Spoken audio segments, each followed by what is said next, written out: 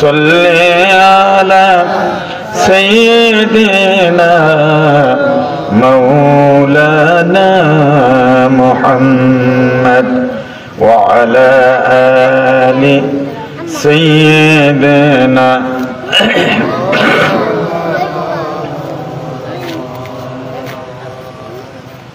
হৃদয়ে মুহাম্মদ চেতনায় মুহাম্মদ বেদনায় ওহদ আমার স্মরণে মুহাম্মদ কত ব্যথা কত ভাবে সয়েছ যে তুমি তোমারই খুনে লাল তাইফের ভূমি হে খোদা ক্ষমা করো এ তাইফবাসী ওরা বুঝেনি তো আমি যে মুহাম্মদ বলগল উলা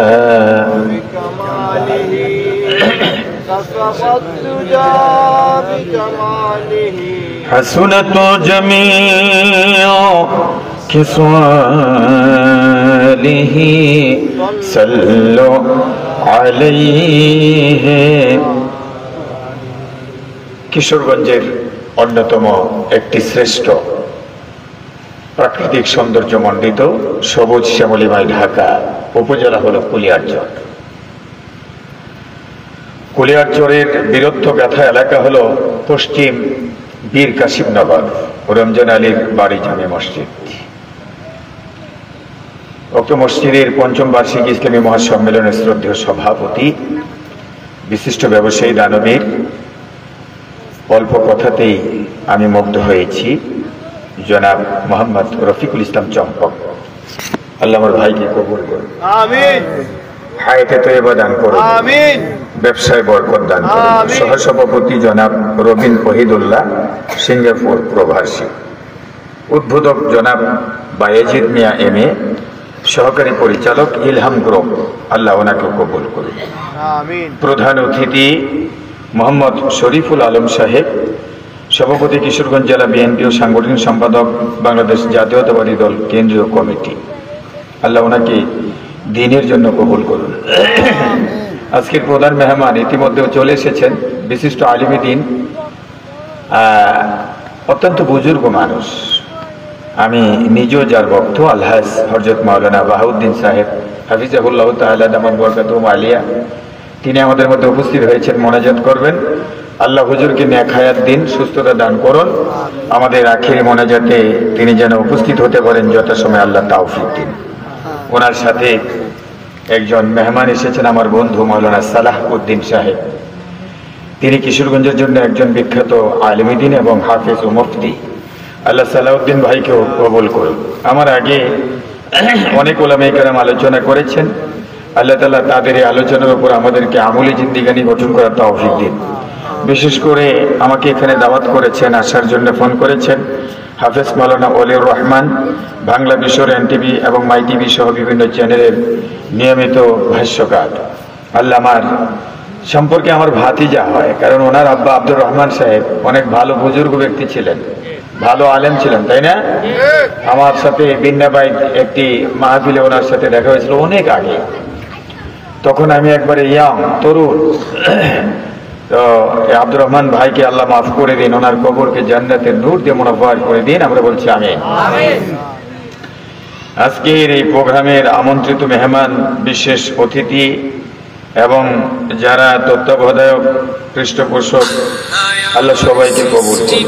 সুপ্রিয় মুরব্বী বাবারা, যুবক বন্ধুরা, স্নেহাস্পদ ছোট ছোট ছেলেরা, পর্দার আড়ালে শ্রবণরত সম্মানিত মা ও বোনেরা, সবাইকে আবারও সালাম, আসসালামু আলাইকুম ওয়া রাহমাতুল্লাহি ওয়া বারাকাতুহু। আমরা আল্লাহ পাকের দরবারে হাজার কোটি শুকরিয়া জানাই যে মহান মনিব আমাদেরকে কোরআনের মাহফিলে কবুল করেছেন। কারণ কোরআন হলো আমরা এই পৃথিবীর জমিনে কি করে চলব, কি করে জীবন গঠন করব, শান্তি কায়েম করব এবং পরকালে কি করে মুক্তি পাব, তার বিস্তর বর্ণনা আল্লাহ তাআলা কোরআনে দিয়েছেন। যারা কোরআন মানে তারাই আখেরাতে কামিয়াবি হবে, সফল হবে, আর যারা মানে না তারা আখেরাতে সফল হতে পারবে না। সুতরাং আমরা কোরআন মেনে চলবো ইনশাআল্লাহ। কোরআনের মাহফিল আল্লাহ বসিয়েছেন, এই জন্য শুকরিয়া জানাই, সকলে জোরে জোরে বলি আলহামদুলিল্লাহ। মুহতারাম হাজিরিন, রাসূল আকরাম সাল্লাল্লাহু আলাইহি ওয়াসাল্লাম বলেছেন, আল কাইয়িসু মান দানা নাফসাহু ওয়া আমিলা লিমা বা'দাল মাউত। তোমাদের মধ্যে সেই বুদ্ধিমান যে মৃত্যুর পরের সময়ের জন্য আমল করে। আসলে আমি একটা জিনিস লক্ষ্য করে দেখেছি, মানুষ ছাড়া পৃথিবীতে কোনো প্রাণীর অ্যাকাউন্ট নাই। ভাই রবিকুল ভাই, আছে? কোনো প্রাণীর অ্যাকাউন্ট নাই, এবং ঘরের মধ্যে খাদ্য মজুত করার জন্য কোনো প্রকার পাত্র নাই, একমাত্র মানুষেরই আছে। কথা কয় না? কিন্তু মানুষই মাঝে মাঝে অভুক্ত থাকে, অন্যান্য কোনো প্রাণী অভুক্ত থাকে না। কারণ তারা আল্লাহর উপরে ভরসা করে ঘর থেকে বের হয়, সন্ধ্যা হওয়ার আগে তাদের পেটটা পূরণ করে আবার তাদের বাসায় আল্লাহ তাআলা ফিরিয়ে দেয়। রিজিকের মালিককে যারা কোন নাই তাদের কি বিশ্বাস নাই? জোরে জোরে বলেন, রিজিকের মালিককে। ওমা মিন দাব্বাতিন ফিল আরদি ইল্লা আলাল্লাহি রিজকুহা। এমন কোন প্রাণী নাই যার রিজকের দায়িত্ব আল্লাহ সুবহানাহু ওয়া তাআলা নেয় নাই।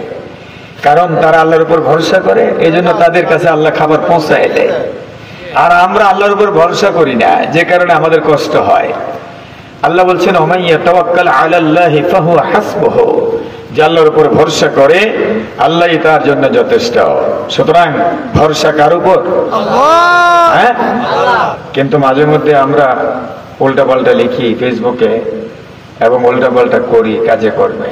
দেখবেন নির্বাচন কাছাইলে যার দলের যে মার্কা, এই মার্কাটা না দিয়া তারপরে নিচে তা পোস্ট দেয়, এটার উপর ভরসা রাখুন। আরে বাবা, তোমার মার্কার উপর ভরসা রাখলে হবে না, ভরসা রাখতে হবে কার উপর? আল্লাহর উপরে ভরসা রাখতে হবে। এই একটা জিনিস আমাদের সংশোধন করে নিতে হবে। আরেকটা, দৈনন্দিন আমাদের গুনাহ হচ্ছে, এমন একটা বদ আমল আমাদের মধ্যে জারি হয়ে গেছে যে আমাদের প্রতিনিয়ত গুনাহ হচ্ছে। দিনে কয়েকশো বার এই গুনাহটা আমরা করে ফেলছি। সেটা কি? একমাত্র মালিককে বলতে হবে আল্লাহ ভালো রাখুন। কি বলতে হবে? আল্লাহ তাআলা ভালো রাখুন। একই কথা আপনি একটু ঘুরায় বললেন, সওয়াব হবে, কিন্তু আপনি ডাইরেক্ট অ্যাকশনে গেছেন, আপনার গুনাহ হবে, তাই না? এই আমলটা আমরা সংশোধন করতে পারবো না ইনশাআল্লাহ। তারপরে মানতে হবে একমাত্র শুধুমাত্র কেবলমাত্র কার হুকুম? আল্লাহর হুকুম। কোনো সন্দেহ আছে নাকি? মসজিদে না, নামাজে না, রোজায় না, সব জায়গায় আল্লাহ যে সমস্ত ক্ষমতার মালিক, এটা কি শুধু মাহফিলে? হ্যাঁ, আমার বাড়িতে সমস্ত ক্ষমতার মালিককে, আমার ব্যবসা বাণিজ্য, আমার চাকরি, আমার সমাজ, আমার রাষ্ট্র, সবখানে সমস্ত ক্ষমতার মালিককে আল্লাহ সুবহানাহু ওয়া তাআলা। এই সমস্ত ক্ষমতার মালিক আল্লাহ, এটা যারা বিশ্বাস করবে তারা জান্নাতে যাবে। সুবহানাল্লাহ। সুবহানাল্লাহ বলবেন না? নাকি আগামীকাল বলবেন? সুবহানাল্লাহ বললে লাভ না ক্ষতি? মান ক্বালা সুবহানাল্লাহি তামলাউ নিসফিল মিজান। যে একবার সুবহানাল্লাহ বলে মিজানের পাল্লা আল্লাহ তার জন্য সওয়াব দিয়ে অর্ধেকটা ভরে দেয়। সুবহানাল্লাহ। মান ক্বালা সুবহানাল্লাহি ওয়াল হামদুলিল্লাহ তামলাউল মিজান। যে ব্যক্তি সুবহানাল্লাহ বলে, আলহামদুলিল্লাহ বলে, আল্লাহ তাআলা তার জন্য মিজানকে পূর্ণ করে দেয়। কিয়ামতে একজন জিকিরকারী আল্লাহর কাছে উঠবে, উঠেই দেখবে তার মিজান পূর্ণ করা সওয়াব নিয়া এত বেশি নেকি সে কল্পনাও করে নাই, কিন্তু আল্লাহ তাআলা তার সওয়াবের খাতা পূর্ণ করে দিয়েছে। আমার ভাইয়েরা, এজন্য বেশি করে শুকর আদায় করব, বেশি করে জিকির করব কার? কথা কয় না? হুকুম মানব কার? আমাদের রবকে। যারা কোন নাই কবরে গেলে কেমনে উত্তর দিবেন? জোরে কোন আমাদের রবকে। প্রশ্ন করা হবে কবরে কয়টা? তিনটা। আমি এখান থেকে ওয়াজ শুরু করি আজকে। আমি একটা চা চাইছিলাম, চা দিতে যদি এতক্ষণ লাগে তাহলে কেন ওয়াজের আয়োজন করলেন, এটা আমি বুঝে আসে না আমার। আপনি দা দিয়ে কাজ করবেন, এটা ধার দিলে এটা আপনার লাভ, যদি ধার না দেন লসটা আপনার। আমাকে চা খাওয়াইলে আপনাদের লাভ হবে, আমার কোনো লাভ নাই, কারণ আমার তো একটু বয়স হয়েছে, ডায়াবেটিস, কণ্ঠ শুকিয়ে যায়। চাটা একটু টান দিলে কণ্ঠটা ভিজা থাকবে, কথা বলতে সহজ হবে। আমি ওখানেই বলছিলাম, বলছে মঞ্চে দিবি, কিন্তু মঞ্চে এসে কোনো খবর নাই। তো আমার দিকে টাকা, কবরে প্রশ্ন হবে কয়টা? এখান থেকে ওয়াজ শুরু ইনশাআল্লাহ, দেখি কতটুকু যাওয়া যায়। কেমন পরীক্ষক তিনি, পরীক্ষার আগে প্রশ্ন বলে দিছেন এবং প্রশ্নের উত্তর নেওয়ার জন্য সময়ও দিছে। এই যে আমার বয়স 50-এর উপরে, আমি 50 বছর ধরে 3 প্রশ্নের উত্তর খুঁজতেছি। আপনার বয়স যদি 50 হয়, 60 হয়, তাহলে 3 প্রশ্নের উত্তরের জন্য 60 বছর সময় পাইলেন। আচ্ছা কোন আপনারা 60 বছর সময় পেয়ে যদি 3 প্রশ্নের উত্তর না দিতে পারেন? সিলেবাসের কিতাব হলো পবিত্র আল কোরআন। সুবহানাল্লাহ। এখন রফিকুল ভাই শিক্ষিত মানুষ, আজকে সভাপতি, খুব ভালো লাগতেছে। এখানে সুশিক্ষায় শিক্ষিত আমি দেখতে পাচ্ছি প্রায় মেজরিটি%। আপনারা বলেন, লক্ষ্য করে সুন্দর করে বলেন যে যেই পরীক্ষার পরীক্ষক এটা কেন দিয়েছেন? লিয়াবলুয়াকুম আইয়ুকুম আহসানু আমালা, তিনি যাতে পরীক্ষা করে দেখতে পারেন কার আমল কত সুন্দর। আহসান তার মানে কত বেশি আমলের কথা বলে নাই, আমলটা সুন্দর হলো কিনা। ওযু করছেন, সুন্দর করে করেন। নামাজ পড়ছেন, সুন্দর। দেখবেন এক বাড়িতে খেতে গেলেন, খেতে বসছেন, পরিষ্কার পরিচ্ছন্ন করে প্লেটগুলো পরিচ্ছন্ন, গ্লাস টেবিল সবগুলো পরিচ্ছন্ন, শুটকির ভর্তাটা ভাত দিয়েছে, তৃপ্তি হবে খাইতে, পেট ভরে খেতে পারবেন, তাই না? কিন্তু গিয়ে যদি দেখেন পরিবেশ ভালো না, নোংরা, প্লেটের মধ্যে একটু ময়লা আছে, কিন্তু খুব আয়োজন করছে, খাইতে ভালো লাগবে? ওজোর পানি যাওয়ার সাথে সাথে ওখানের গুনাহগুলো ঝরে পড়ে যায়। আল্লাহর নবী খেতে বসেছেন, আম্মি জান আয়েশা সিদ্দিকা নবীজিকে খাওয়াচ্ছেন। হঠাৎ করে আম্মি জান আয়েশা প্রশ্ন করলেন, ও নবী, কিয়ামতের দিন লক্ষ লক্ষ পয়গম্বরের উম্মত থাকবে, আপনার উম্মতও থাকবে, আপনি কেমনে আপনার উম্মতকে চিনবেন? নবীজি সরাসরি জবাব না দিয়ে আম্মি জান আয়েশাকে আবার প্রশ্ন করেছেন, ও আয়েশা, আমাদের এই সামনে যে মরুভূমি, বিশাল বড় মরুভূমি ঘোড়া দিয়ে যদি ভরা থাকে, আর তোমার যদি একটা ঘোড়া থাকে, ওই ঘোড়াটা যদি চান কপাল্লা থাকে, লক্ষ লক্ষ ঘোড়ার ভিতরে তোমার ঘোড়াটাকে চিনতে ভুল করবা নাকি? আম্মি জান আয়েশা বলেন, কেন কেন ভুল করব? আমার ঘোড়া তো চান কপাল্লা। কি কপাল্লা? আল্লাহর নবী ডাক দিয়ে বলেন, আয়েশা, কিয়ামতের দিন, মুসিবতের দিন, লক্ষ লক্ষ পয়গম্বরের, মিলিয়ন বিলিয়ন কোটি কোটি আমার উম্মত গুলো খুররাম মুহাজ্জিলিন হবে, তাদের চেহারাটা পূর্ণিমার চাঁদের মতন জ্বলজ্বল করতে থাকবে। যারা 5 ওয়াক্ত নামাজ ওযু করে পড়েছে, ওযুর জায়গাগুলো পূর্ণিমার চাঁদের মতন হয়ে যাবে। আর আমি দেখি চিনব, এটা আমার উম্মত, যাদের চেহারাই ওযুর চিহ্ন দেখে জ্বলবে, তাদেরকে সুপারিশ করে আমি নবী জান্নাতে নিয়ে যাব। জোরে জোরে কোন সুবহানাল্লাহ। তার মানে হলো যাদের ওযু আছে তাদের সুপারিশ আছে, যাদের ওযু নাই তাদের কি সুপারিশ নাই। তা আমরা ওযু করি, এখানে আমার মনে হয় একটা লোক নাই যারা ওযু করে না। আর যারা ওযু করে আমার বিশ্বাস যে তারা নামাজ পড়ে। আমি মনে করি আপনারা নামাজি মানুষ, আপনারা জান্নাতি মানুষ। কারা কারা ওযু করছেন আজকে, অন্তত ওযু করছেন, একটু হাতটা তুলে দেখেন তো দেখি। লিল্লাহি তাকবীর। আল্লাহ কবুল করুন, জোরে করে আমিন। নবীজির সুপারিশ যেন আমাদের নসিব হয়, আল্লাহ কবুল করুন। তো বলতেছিলাম, কবরে প্রশ্ন কয়টা? 3টা। 1 নাম্বার প্রশ্ন নবীজি বলেছেন, ফায়াতিয়ানি মালাকানি ফায়াজলিসানি ফায়াকুলানি লাহুমার রাব্বুক। 2 জন ফেরেশতা মৃত ব্যক্তির কাছে আসবে। কখন? যখন কবর দিয়ে মানুষ দূরে সরে যায়, মাটি দেওয়া শেষ, দূরে সরে গেছে, এখন 2 জন ফেরেশতা আসবে, এসে এই মৃত ব্যক্তিকে উঠায় বসাবে। ফায়াতিয়ানি মালাকানি ফায়াজলিসানি, 2 জন ফেরেশতা তাকে উঠায় বসাবে, বসায় প্রশ্ন করবে, ফায়াকুলানি লাহুমার রাব্বুক, তোমার রব কে? কথা কয় না, জোরে কন।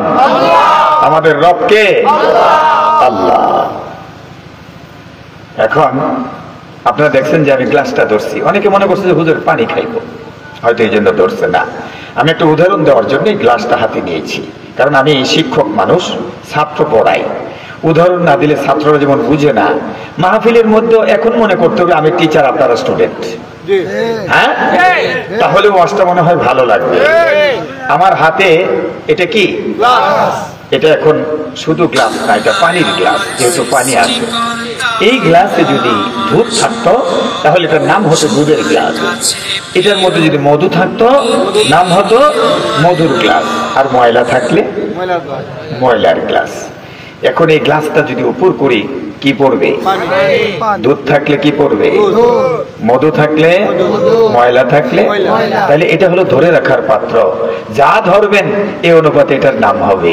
আমাদের এই বডি 3.5 হাত, এটা ধরে রাখার পাত্র।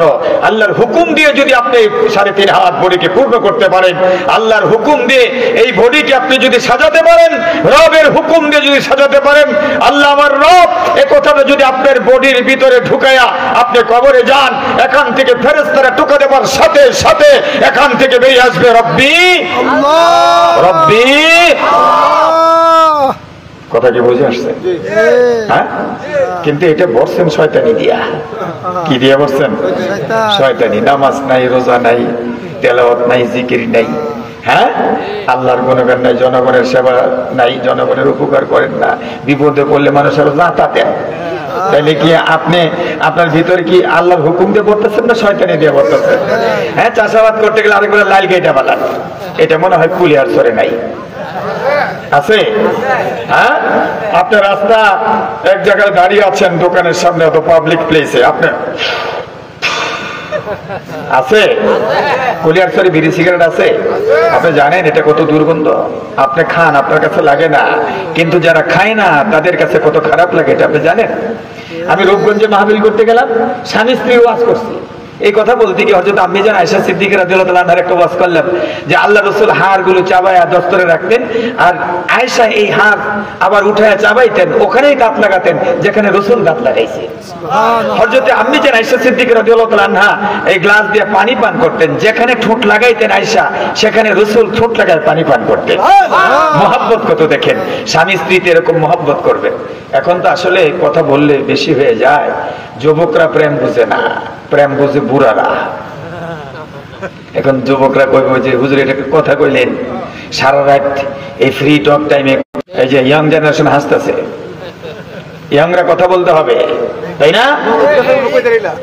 এই যুবক মানুষ বিবি রাগ করে শ্বশুর বাড়িতে গিয়া 2 বছর আসে না, হ্যাঁ ও কয় আনতাম না, হে ও কয় যাইতাম না। তাহলে প্রেম কেমনে বুঝে? একটা বুড়ি রে কোন তো একদিনের জন্য নেয় যেত বাবার বাড়িতে।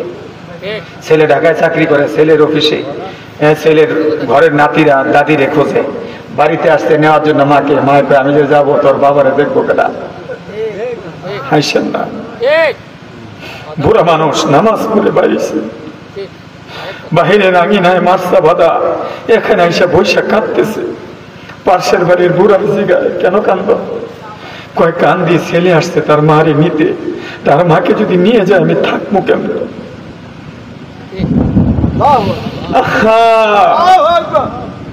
বুড়ি ছেলের সাথে তর্ক করে আমি যাবো না, আমি গেলে তোর বাবারে দেখার কেউ নাই, তোর বাবারে ছাড়া আমি থাকতে পারবো না।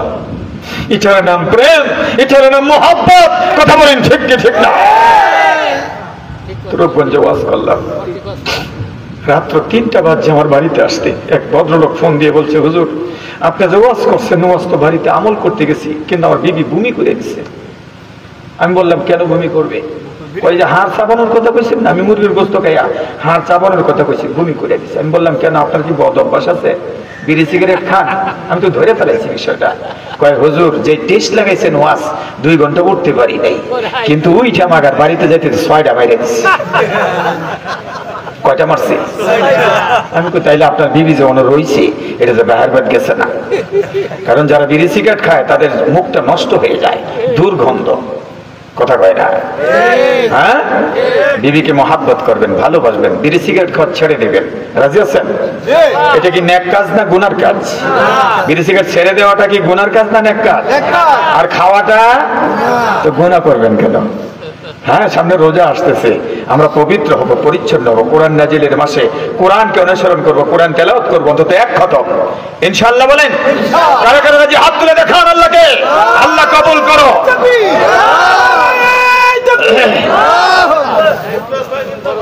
আমার ভাইয়েরা, সুতরাং রবের হুকুম দিয়ে যাদের 3.5 হাত দেহ পূর্ণ হবে, তাদের ভিতর থেকে বেরিয়ে আসবে রব্বি, কথা কয় না রব্বি, আল্লাহর নাম নিলে সওয়াব না গুনাহ? তাহলে আজকে কেন জোরে জোরে বলেন রব্বি রব্বি রব্বি। আল্লাহ আমার রব, এই রবি আমার সব, দমে দমে তন মনে তারি অনুভব। তোমার মদদ পেলে আমি আর না কিছু চাই, তোমার প্রেমের অনল আমি কি দিয়ে নিভাই। যার হয়েছ তুমি তার নেই কো পরাভব, নেই কো পরাভব। আল্লাহ আমার রব, এই রবি আমার সব। মারহাবা কর। কুলিয়ারচরের মানুষ কি রাগ করছে না অদ্ভুতি? তা আওয়াজ করেন না কেন? যারা চা আনতে গেছে তারা রাগ করছে যে দিব না হুজুর, চা রাগ করছে। হ্যাঁ, আমার ভাইয়েরা, বলতেছিলাম 1 নম্বর প্রশ্ন হলো তোমার রবকে। যদি রবের নামটাই বের হয়ে আসবে, কথা বলেন ঠিক কিনা? জবাবে লোকটা বলবে রব্বি আল্লাহ, আমার রবকে। জোরে জোরে কোন আমার রবকে? এবার 2 নম্বর প্রশ্ন আছে না নাই?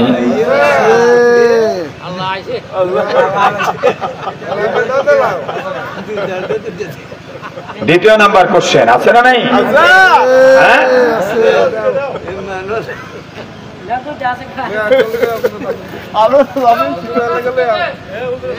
না না আল্লাহ ভাই যথেষ্ট,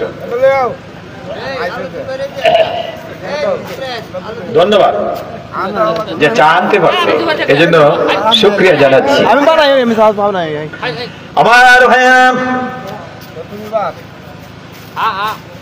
প্রশ্ন কয়টা রয়েছে? উত্তর কয়টার হলো?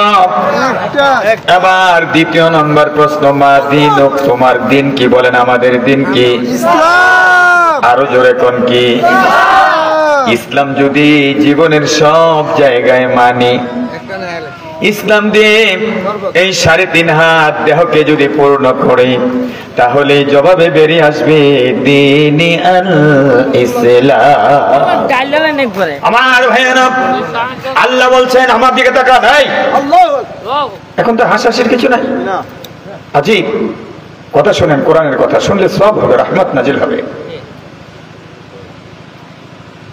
আল্লাহ বলছেন উদখুলু ফিস সিলমি কাফা, পরিপূর্ণভাবে ইসলামে দাখিল হও। আমরা কেউ শুধু নামাজ দিয়ে ইসলাম মনে করি, শুধু রোজা দিয়ে ইসলাম মনে করি, কেউ বা হজ দিয়ে ইসলাম মনে করি, কথা কয়। ব্যবসা চলে ইহুদিদের নিয়মে, কথা কয় না। আদালত চলে খ্রিস্টানের নিয়মে, শিক্ষা প্রতিষ্ঠান চলে পশ্চিমা নিয়মে। হ্যাঁ, নেতার আদর্শ হলো খ্রিস্টানের আদর্শ, ইহুদিদের আদর্শ, আমার নবীর আদর্শ নাই নাই। তাহলে পূর্ণভাবে ইসলামে প্রবেশ করলেন কেমনে বলেন তো? আমি আরেকটা প্রশ্ন করি, ওযুতে ফরজ কয়টা? মাশাআল্লাহ, এই 4 ফরজ আদায় করতে গিয়ে সমস্ত মুখমণ্ডল ভালো করে ধৌত করা, 2 হাতের কোনই পর্যন্ত ধৌত করা, মাথা 3 ভাগের 1 ভাগ মাসে করা, পুরা মাথা মাসে করলেও হবে, পুরা মাথা মাসে করা সুন্নাত, ফরজ আদায় হয়ে যাবে। 2 পায়ের গিরালি পর্যন্ত ভালো করে ধৌত করা। এখন বাম পায়ের গিরালির নিচে একটা সরিষার পরিমাণ জায়গা শুকনা রয়েছে, ভিজে নাই, ওযু কি হবে? রফিকুল ভাই হবে না। আপনি যদি বলেন মিয়া সবটুকুন ভিজে সরিষা পরিমাণ জায়গা শুকনো থাকার জন্য ওযু হবে না, এটা মানি না। আপনি বলতে পারবেন, কিন্তু ইসলামের শরীয়তের মাসলা হলো ওযু হয় নাই, আরে ওযু দিয়া নামাজ হবে না, হবে না। কারণ সরিষা পরিমাণ জায়গা শুকনা আছে, সরিষা পরিমাণ শুকনা 4 ফরজের 1 ফরজের মধ্যে বাকি থাকার কারণে যদি ওযু না হয়, অতএব বন্ধু আপনাকে আল্লাহ বলছেন পরিপূর্ণভাবে ইসলামে দাখিল হতে। আপনি নামাজ পড়লেন, রোজা রাখলেন, হজ করলেন, যাকাত দিলেন, কিন্তু বিচারালয় চালালেন খ্রিস্টানের নীতিতে, আবু জেহেলের নীতিতে, শিক্ষাঙ্গন চালালেন ইহুদিদের নীতিতে। আপনার পরিবার সমাজ, আপনার ব্যবসা বাণিজ্য, আপনার লেনদেন আত্মীয়তা করা সবগুলো হলো হিন্দুয়ানি নীতিতে। আল্লাহর কসম আপনি পূর্ণ মুসলমান নয়। এখন একটা বিবাহশাদী দেখেন তো বাংলাদেশে ইসলাম অনুযায়ী হয়নি, হয়েছে? বিবাহের আগের দিন বরের বাড়িতে 10টা মাইয়া যাইতে হবে, আবার বরের বাড়ি থেকে কনের বাড়িতে 10টা মেয়ে 10টা ছেলে আসতে হবে, 2 মাইক্রো বইরা, গায়ের কাপড় পুরো ঢাকা যাবে না, অর্ধলঙ্গ করে, কপালে আলপনা এঁকে, কপালে টিপ দিয়ে, হলুদ রঙের শাড়ি পরে। এটা মুসলমানের রীতি নয়, এটা হিন্দু রীতি, যে কারণে অধিকাংশ বিবাহের ভিতরে এখন রহমত নাই। কথা কোন থেকে ঠিক না? আবার বরের পক্ষ থেকে কনের বাবার উপরে বোঝা চাপায় দেয়, ফার্নিচার সব দিতে হবে, ডেকোরেশন করতে হবে আমার বাড়ি। হ্যাঁ, এটা জায়েজ আছে? আমার ভাইয়ানা, শুধু তাই নয়, 500 মেহমান খাওয়াতে হবে আমার সোসাইটি বড় বড়। কিন্তু ইসলামের রীতি হলো বরের বাড়ি থেকে কনের বাড়িতে 5 জনের বেশি জোর করে নেওয়া যাবে না। কয়জন খাওয়াতে হয়? তোমার বাড়িতে 1000 লোককে খাওয়া। কালচার মুসলমানদের দূর করতে হবে, নতুবা জান্নাতে যাওয়া যাবে? রাসূল বলছেন লা ইলাহা ইল্লাল্লাহ ক্বালা লা ইলাহা ইল্লাল্লাহ দাখালাল জান্নাহ, যে কালিমা পড়ে সে জান্নাতে যাবে। সহজ ওয়াজ, এত সহজভাবে বুঝতে হবে না। রাসূলের নামে নামাজও, রাসূলের নিয়মে সমাজও। কথা কয় এখন 90% মুসলমানের বাংলাদেশে কোরআনের শাসন নাই, তার মানে হলো 90% মুসলমানের মধ্যে 90% মুসলমান নামাজ এক তরিকায় পড়ে আর সমাজ আরেক তরিকায় চালায়। এটা মুনাফিকি, এটা দিয়ে বেহেশত যাওয়া যেত না। নমাজ যার তরিকায় চলবো, সমাজও। তার মানে আমি অনেকেই তোমার হুকুমে নামাজ পড়তেছি, সমাজও গিয়া তোমার হুকুমে ঠিক এমনি চলার। অনেক যেমন তোমার গোলামি, সমাজও ঠিক তোমার গোলামি। আমার ব্যবসায় তোমার গোলামি, আমার চাকরিতে তোমার গোলামি, আমার সমাজ চালাতে গিয়ে তোমার গোলামি, আমার রাষ্ট্র। আপনাদের যে মাল লইয়া ভোট দিচ্ছেন, মানে হ্যাঁ আবার মাল উঠায়নি তো না? কথা বল না কেন? এই জন্য তো টেহা চুরি হয়েছে, এই 1000 কোটি টেহা চুরি হয়েছে। ওখানে কিছু কইতেন না, কিন্তু কোরআনে চুরির বিচার আছে না নাই? একটা চোরের বিচার যদি কোরআন দেয়া করতো, বাংলাদেশের সব চুরি বন্ধ হয়ে গেল বলে। মিছা কথা লেখতারেন, মিছা কথা চালাইতারেন, মিছা কথার মধ্যে লাইভ দিতারেন, তাহলে ভালো একটা কামও লাইভ দেওয়া দরকার আছে না নাই? সমস্ত টিভির ক্যামেরা থাকলো হইলে, বাংলাদেশের 18 কোটি মানুষ দেখলো হইলে, 18 কোটি মানুষের তওবা করে কইল হইলে, আজ একটা চুরি বন্ধ। যদি চুরি হইলে তাহলে কবজা থাকতো না। হ্যাঁ, যদি চুরি করি তাহলে কবজা থাকতো না। তাহলে ইসলামী আইনের জন্য আমরা কিন্তু মোতালিব হোসেন বরকতিরে ভোট দিতাম না। আমরা ভোট দেবো কারে? যার মাল আছে এবং 5 বছর পরে লুটটা দিব। কথা কোন ঠিক ঠিক না? মনোহর দিতে লেবুতলা ইউনিয়নের মধ্যে চেয়ারম্যান আসলাম ইমামউদ্দিন মৌলবীরে গো মানুষের তো অহংকার যোগে 80 মন বেশি হয়েছে। এটা টিউনো চলে গেছে, টিউনো কই বেকুল মৌলবী কইতে আদ নাই। হ্যাঁ, মানুষ কম বেশি হইলে ফেরত দেয়, কয়টা হয়টা কাটটা নিবো, এটা সরকারের, এটা জনগণের, এটা আমি নিতাম না। এটা সরকারি পোশাকের ফেরত পরে সরকার গোল্ড মেডাল দিচ্ছে স্বর্ণের, হুজুর দিয়ে সুবহানাল্লাহ কইতেন না? কিন্তু এখন আমরা কি দেখি? সব শেষ। মাইন্ড করেন না, নারায়ণগঞ্জ ওয়াজ করতাম গেছি, আমার পাশের চেয়ার অবসর শেখ আল্লাহর ওলি, এই ওলি ভাষণের মধ্যে বসে 80, 70, 80 হাত নহল নামাজ পড়ে রাখতেছি। আমি চাই দেখি চেহারার মধ্যে মিল নাই। তো আলহামদুলিল্লাহ ভালো, অনেক বড় আল্লাহর ওলি। আমি কোরআন শরীফ দেখে ওয়াজ করছি, আমার নিষেধ করছে 12 বছর নারায়ণগঞ্জ যাইতে নাই। এইবার যখন এই 5 তারিখের পরে পট পরিবর্তন হয়েছে আমার দাওয়াত করছে তো ঘন ঘন নারায়ণগঞ্জ যাই একলা হয়েছে গে হুজুর নারায়ণগঞ্জে এত প্রোগ্রাম করি আমি কই নারায়ণগঞ্জে এত প্রোগ্রাম এটার কারণ আছে আমি কাজা কাফারা সহ জোহরের 4 রাকাত ওয়াক্ত করি 4 রাকাত উমরি কাজাও করি এই জন্য বেশি প্রোগ্রাম তার মানে হইলো 12 বছর যাইতেছি না এবার হেটা সহাইছে আমি গেছি গেলাম আল্লাহর ওলিটা কই যে 80-90 রাকাত নফল নামাজ পড়তে এটা কই হুজুর ফলাই গেছে কা তো ফলাই সুদ করে এই গালি দেওয়া যায় নাই জন্য গালি দিলাম না ফলাই সুদ করে তুই 70-80 হাত নবল নাচ তোর দরবারের মান হয়ে ভক্তি এনে করবো তোর ফলানের কথা তার মানে কি এটা গল্প করছে কিন্তু আসল কাম ঠিকই করছে যেরকম ঠিক কি ঠিক না তো বন্ধুগণ আমার মাইন্ড করেন না মাইন্ড করলে আমার কিছু আসা যায় না ওয়াজের দাওয়াত আর দিলে দিবেন না দিলে নাই আমি যদি হক কথা না কই আমি কালদা মরে গেলে গা আমার জব আপনারা দিতেন না আমার কবর আপনারা দিতেন না যে কুল্লাশ্বর এমন কোন রেকর্ড আছে যে ফুতের কবর মাই গেছে মার কবর ফুতে গেছে বাহের কবর ছেলে গেছে ছেলের কবর বাপ গেছে অথবা ভাইয়ের কবর ভাই গেছে যে ভাই রে আল্লাহ দিতাম না থাকতো আমার মোহাব্বতের ভাই আমিও কবরে থাকবো এমন কোন রেকর্ড আছে যদি খালি এই ধরনের নিয়ম থাকতো যে ভাই মূল্যে ভাই দিব তাইলে হ্যাঁ কলিকাতা গেল বলে নাইলে পাকিস্তান গেল বলে আর নাইলে গেল বলে সৌদি আরব নাইলে গেল ইংল্যান্ড নাইলে আমেরিকা বাংলাদেশে থাকতাম না কথা কোন নাকি যার যার কবর তারই জন লাগবো তারই হিসাব দেওয়া লাগবো যেহেতু যার যার কবর জন লাগবো আমার নিজেরই হিসাব দেওয়া লাগবো সুতরাং আমার আমলটা আমার ঠিক করে যেতে হইব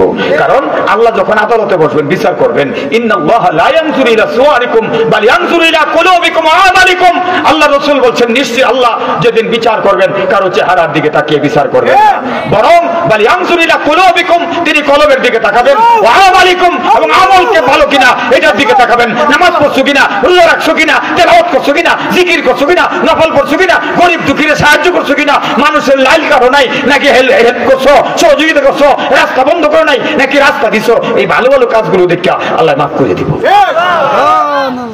কিন্তু সারা জীবন শয়তানি করছো তোমার মাফ আছে তোমার মাফ নাই তোমার দোজখ যাও হই লাগবো কথা কোন ঠিক কি ঠিক আমার ভাইয়েরা বলতেছিলাম 2 নাম্বার প্রশ্ন মা দিন ও তোমার দিন কি মনে আছে মনে আছে তাহলে সারা জীবনের প্রতি ধাপে ধাপে যদি ইসলাম মানি ইসলাম ফিট করি ইসলাম অনুযায়ী যদি আমি কাজ করি কবরের ভিতরে জবাবে আসবে আকুল দীনি আল ইসলাম সে বলবে আমার দিন আমাদের দিনের নাম কি ইসলাম আবার বিবাহ সাথী যাও লাগে একটু আগের দিন মানুষ মাতৃ দেখতে হয়তো 10-15 জন এটা ইসলামের শরীয়তে জায়েজ নাই অনুযায়ী এটা জায়েজ নাই ফাত্রী দেখবো আর ফাত্র দেখবো এটা ইসলামী তরিকা এই যে জোগাল বান্ধা যান যে দুলা ভাই স্বাস্থ্য ভাই জেঠাতো ভাই ঠান্ডা ফুফাতো বোন মামাতো বোন খালাতো বোন এটা জায়েজ নাই এইতেন সাফার ভাই ধরে লেছে কায় রে বউ তো দুলা বাড়ি লগলে যেতাম না এই 10 জন গেছে হাতি দেখতো মানে আমার মতো কাইলা হইলে বর আর রফিকুল ভাইয়ের লাইন সুন্দর হয়েছে দুলা ভাই হ্যান্ডে ফোন করছে এই যে লগে খারা আছেন হেটা পছন্দ হারি ব্যাক করলে তো ফাত্রের দুলা ভাই 3টার বাচ্চা মা 3 বাচ্চার বাপ কয় হেই যাও গাল লাগছে না আর আল্লাহ গেলে গাল লাগলে মাইয়া দেখতে আছে ইউনিভার্সিটির বান্ধবী ব্যক্তি লেখা দিয়েছে হেই ব্যাক করলে করে ব্যাক করে ব্যক্তি লেখা দিয়েছে ফিসে আছেন বড় ভাইয়ের বউ একটু লম্বা চূড়া সুন্দর ফর্সা হচ্ছে হ্যাঁ গিয়া ফোন করছে ফিসে খারাটা পছন্দ হয়েছে কয় তো বড় ভাইয়ের বউ ভাবি লাগে কয় হেই দিয়ে কয় বাচ্চা 3টা কয় 3টা সহ তাইলে ইসলামের তরিকার মধ্যে শান্তি আছে কথা কন এই যে অনেক যে তরিকা আপনারা বার করছেন এটার মধ্যে কি শান্তি আছে এটার মধ্যে শান্তি নেই ইসলামী তরিকা শান্তি আছে যাই হোক আমি আলেমে পড়ি সময় এক বাড়িতে লজিং থাকতাম তো ফার্সের বাড়িতে ফাত্রী দেখতে হয়েছে মেয়েটা বিয়ে অনার্স করে তখনকার দিনে একটা মেয়ে বিয়ে অনার্স করা অনেক বিষয় ছিল কঠিন ছিল অবশ্য অনেক ঘরে ঘরে বিয়ে অনার্স আছে কিন্তু তখন এরকম ছিল না হ্যাঁ আজ থেকে প্রায় 35-36 বছর আগে হ্যাঁ তো আমি আলেমে পড়ি লজিং বাড়ি পাশের মাইয়া দেখতেছি তো চিন্তা করলাম যাই গিয়ে দেই কি কয় তো মাইয়াডারে না মার দেশে আরো 10-12 জন 4 ঘন্টা ঘেরাও করে বসে যেমন আসামির যারা করে এখন বিভিন্ন প্রশ্ন করে আগে কিন্তু কোরআন শরীফ পড়তারে কিনে জিগাইতো অনেক খালি দেহায় বা হ্যাঁ টেহা আছে যে বাপ যদি আপনার ফিট মিলের মালিক হয় তাহলে কোনো কথা নাই মাইয়া কানা হইলেও চলবো কথা বললে গেলে এই জন্য আঙ্গরানো মাঝে মাঝে পানি ভরার লাগে আর দোয়ার লাগে কি হয়েছে বিয়ে যা ভরাইছিল কথা বলেন আমি কি দিকে করেছেন বাপ বড় ব্যবসা তাহলে এটা কথা শুনতো না যেমন হন এমন ওই খালি গিয়ে সেবা করেন আমরা করবো না এই করবেন আপনারাই করবেন যেহেতু বড় লোক দেখে আনছেন হ্যাঁ আর যদি দিনদার পরেজগার গরিব হলো আনতো তাহলে এইটাই হোর হরিরে মা ডাক লইলে বাবা ডাক লইলে খ্যাতমত করলো এই জোয়ান ফোলা পান বালা হয়ে শিক্ষা রাখো খালি বড় লোহের জিয়ান্য না তাহলে সহালে বিহালে ফেলের যে দিব খালি ঠ্যাঙ্গাই দিব কয়েকটা ভাঙ্গেও যেতে রেখা আদর পাইতা না আদর পাইবা যদি পরহেজগার দেখে আনো কথা কোন ঠিক কে ঠিক না আদর পাইতে হইলে বড় লোকের নজমান যেত না তোমার তো একটু নিরস জায়গার যেটা তাইলে আদর পাইতা এই মায়েটা রেজি গায় মাগো আঙ্গর দিনের নাম কি তো 10-15 জন বলেছে না এইটাই তো করতে না এটা মানে মুখ দায় না জানে আয় না এন আছেন এই রফিকুল ভাই একটা জ্ঞানী মানুষ মাস্টার আব্দুল বাতেন মাস্টার চিন্তা হলো মেয়েটারে তো সরাসরি প্রশ্ন করে দেওয়া যেত না একটু ঘুরাইয়া সাহায্য করা লাগবো বাতেন মাস্টার হঠাৎ করে ডাক দিছে ইসলামতি করে ইসলামতি শরবত করে আয় তার মানে হইলো দিনের নাম মাইয়া তো কইলেছে দিনের নাম ইসলাম মানে জ্ঞানী মানুষ না মাস্টার মানুষ এই জন্য ঘুরাই কইছে আর কি ইসলামতি কইলে শরবত এই বাকি ইসলামতি নামে কোনো লোক হই নাই এরপরও কইছে আচ্ছা এই মাইয়ারে না হয় এন ইসলামতি কইরে কইয়া বাতেন মাস্টারে হেল্প করছে রফিকুল ভাইয়ের মতো জ্ঞানী মানুষ হেল্প করছে আপনার কয় বড় গিয়ে কেটা কইব ইসলামতি কইরে কইতারবো কইতার তো না সুতরাং আপনার ভিতরে যে মাল আমি তো প্রথমেই কইছি ভিতরে যা আছে ডাললে তাওই করবো অতএব আপনার ভিতরে যদি ইসলাম থাকে আপনার কর্মে কাজে চালচলনে লেনদেনে আমলে আখলাকে আপনার চরিত্রে সব দিক দিয়ে যদি ইসলাম থাকে আপনার জবান দিয়ে বের হবে দিনিয়াল ইসলাম প্রশ্ন দুইটা উত্তর গেল রয়েছে কয়টা কথা কয় না একটা রয়েছে এই শেষ প্রশ্ন দুইজন ফেরেশতা বলবে ফায়াকুলান লাহু মান নাবিয়ুকা তোমার নবীকে অথবা নবীজির চেহারা সামনে আইনা দেখায় বলবো মা হাযার রাসূল আল্লাযী বুইসা ফীকুম দেখো তো এই লোকটারে চিনো কিনা যাকে তোমাদের জন্য পৃথিবীতে পাঠানো হয়েছিল তোমাদের নসিহতের জন্য এখন বাংলাদেশে এমন কিছু লোক আছে নামে মুসলমান কিন্তু দাড়ি টুপি দেখলে রাজাকার হয়ে গালি দেয় আছে না নাই রান্না করে কুল আসর নাই কি না আছে তার তো কথা না দাড়ি টুপি দেখলি যে তুই চললে উঠস তোর শরীরে আগুন লাগাই দিছে তোর বাহার জানাজা পড়ছে কেটে এই ব্যাক কলে করে ব্যাক কর তোর মার বিয়া ভরাইছে কেটা তোর মার যদি হুজুরে দাড়ি টি ভোলাই বিয়া না ভরাইতো তুই তো দুনিয়ার মুখে দেখলি নইলে মানে কোন সাহসে রাজাকার কস হ্যাঁ আচ্ছা আমার উদ্দেশ্য আছে বলার কবর যখন আমরা সারা জীবন যে রাজাকার কইয়া কেন যে বৃত্তে বসছেন এই মেডিসিন মাল বসছেন এখন কবর এই মাল এবারিব আল্লাহ নবীরই দেখছে দাড়ি আছে টুপি আছে হ্যাঁ জুব্বা আছে ফাগরি আছে যদি খালি নবী না কইয়া যদি কইলেন রাজাকার ফিটনি কি ফিট করবো না মাদি ফিরিস্তা তো দুইটা বইয়া রয়েছে আগুনের ঘুরজ লইয়া কিনে বই দিছে আগুনের গুর্জু লয়ে বই দিছে ফিরিস্তায় সুতরাং যারা দিনের নবীরে মোহাব্বত করিয়া নবীর দাড়ি নবীর টুপি নবীর জুব্বা নবীর ফাগরি নবীর রুমাল এগুলিতে যারা মোহাব্বত করছে তারা দেখতেই বুঝবো এটা আমার নবী আর কেউ না এটা আমার ডাকদা বলবে হুয়া মুহাম্মাদুর রাসূলুল্লাহ সাল্লাল্লাহু আলাইহি ওয়াসাল্লাম প্রশ্ন তিনটে উত্তর আপনি দিয়ে লেছেন আপনি ভাগ্যবান আর আপনি দিতে পারেন নাই আপনি হতভাগা কথা কোন ঠিক কি ঠিক এবার তিন প্রশ্নের জবাব যখন একজন গোলাম দেবে উপর থেকে আওয়াজ হবে আন সাদাকা আব্দি আমার গোলাম সত্য বলেছে ফাউল বিসুল জান্নাহ আমার গোলামকে জান্নাতের পোশাক দিয়ে দাও জান্নাতের পোশাক পাইলে খুশি নেবে যা খুশি যারা কোন নাই খুশি এখনো অনেক আছে কয় না কেড়ে জানেন কয় মাগরিব করছি না এসব করছি না খামা হা পোশাক দিব হাসতে তওবা করে এখন থেকে দিনের পথে চলে আসেন আপনিও পোশাক পাবেন আল্লাহর কাছে কোনো অভাব নাই মনে যে পোশাক আছে এগুলি থাকবো এগুলি কিচ্ছু থাকতো না কোমরের বাইকটা ঢোকাইতে রেখে দিব সাদা কাপড়টা মুড়াইয়া কবরের মধ্যে নিয়ে রাখবো কথা কোন ঠিক কি ঠিক একটা গান আমার মনে পড়ছে বলেন যদিও ওখানে আগের বয়স নাই জুয়ান না বুঝে গেছি গান আগের গান আর টান দিতে এরপর মনটা টানতাছে একটু কই দিতাম, কইতাম নাকি? হ্যাঁ, জুয়ান ফোলা ফান্ডি আবার কইব যে বরকতির আনলাম গান শোনাইলো না, এই জন্য জুয়ানটির খোরাকের লাগে একটু কই।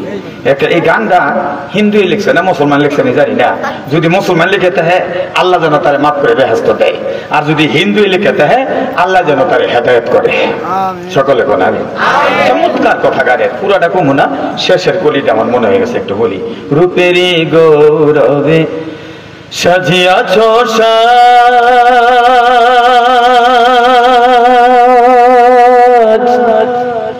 সোনা জানা কত কি আর আমার কেন বান্ধ দলন্ধ প্রাণ পাখি উড়ে যাবে পিঞ্জির ছেড়ে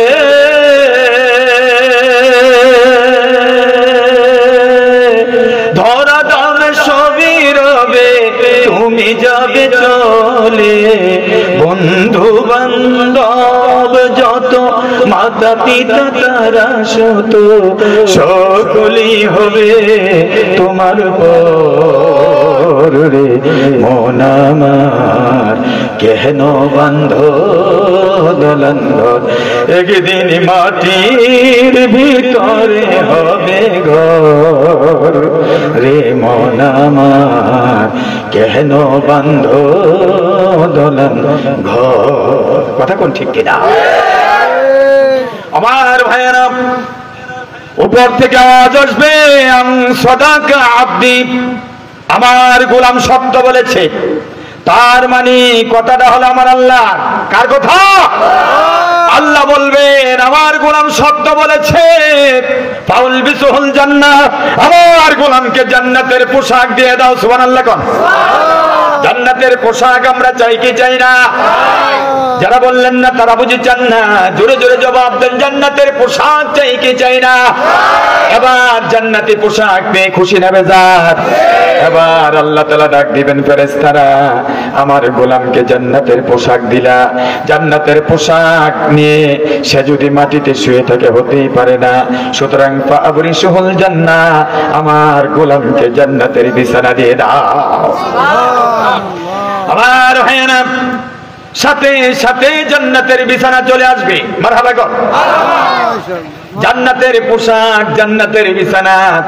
এবার আল্লাহ তাআলা ডাক দিবেন, ও ফেরেশতারা, জান্নাতের পোশাক পরে জান্নাতের বিছানায় শুয়ে জান্নাতি আরাম যদি না পায় কেমন হবে? এজন্য অফতাহু বাবা ইলাল জান্নাহ, জান্নাত পর্যন্ত কবরের সব গেটগুলি খুলে দাও। জান্নাত পর্যন্ত কবরের সব গেটগুলি খুলে যাবে। সুবহানাল্লাহ কোন? এবার জান্নাতের টুকরা হয়ে যাবে কবর। নবীজি বলেছেন আল কবরু রাউদাতুন মিন রিয়াদিল জান্নাহ, কবর হলো জান্নাতের ফুলের বাগান। আও হাফরাতিন মিন হুফারিন নিরাত, কবর হলো জাহান্নামের আগুনের গর্ত। অতএব বন্ধু, এখন চিন্তা করেন, কবরকে জান্নাত বানাবেন নাকি জাহান্নাম বানাবেন? কোনটা? কবর জান্নাতের টুকরা হোক। কারা কারা চান হাতটা তুলে দেখান আল্লাহকে। লিল্লাহি তাকবীর, লিল্লাহি তাকবীর। আল কোরআনের আলো, আল হাদিসের আলো, বিশ্বের মুসলিম।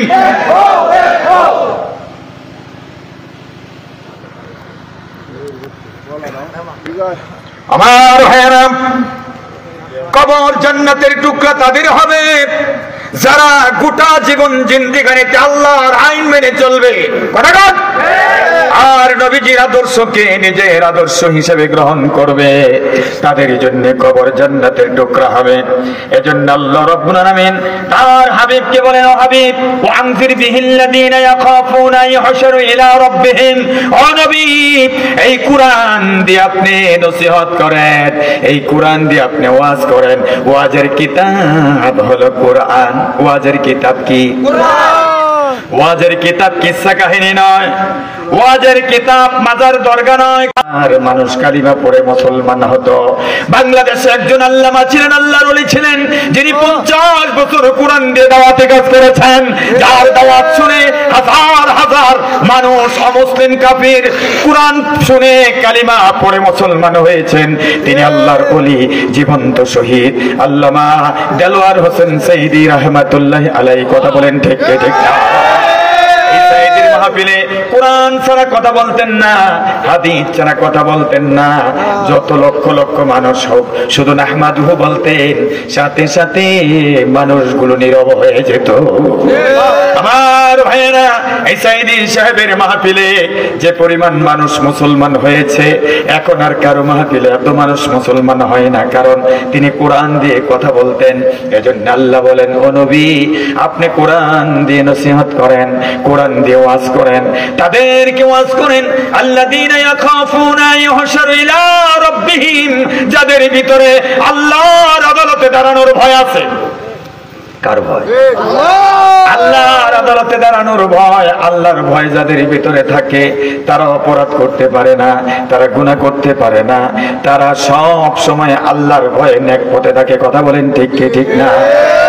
আমার ভাইয়েরা, আজকে যদিও মাহফিল ছোট, উপস্থিতি কম, আমি একটা অনুরোধ করব, আল্লাহর ভয় ভিতরে রেখে তামাম জীবন গুনাহ থেকে বেঁচে থাকতে হবে। রাজি আছি কিনা? কারা কারা রাজি? হাতটা তুলে দেখা। যাদের হৃদয়ে আছে আল্লাহর ভয়, তারা কোনো পথ ভুলে যায় না। আল্লাহর প্রেম ছাড়া এই দুনিয়ায় কারো কাছে কোনো কিছু চায় না। ঠিক কিনা? রাতের আধারে যারা সেজদাতে রায়, দু চোখের স্রোতে নদী যেন বয়, সলনার হাতছানি যতই আসুক, সলনার হাতছানি যতই আসুক, পিছনে ফিরে। আলাউদ্দিন আইএমসি মিডিয়া, কুরআন হাদিসের কথা বলে।